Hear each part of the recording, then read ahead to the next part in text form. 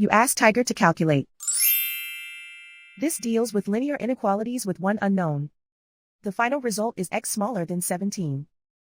Let's solve it step by step. Group all constants on the right side of the inequality. Add 20 to both sides.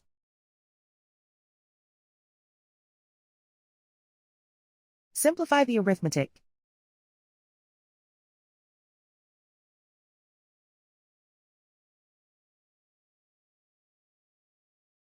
Isolate the x.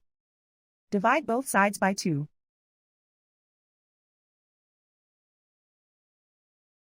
Simplify the fraction.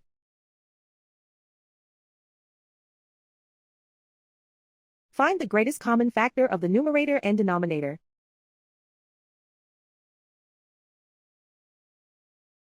Factor out and cancel the greatest common factor.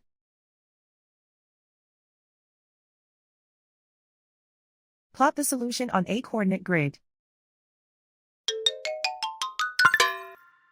And so the final result is x smaller than 17.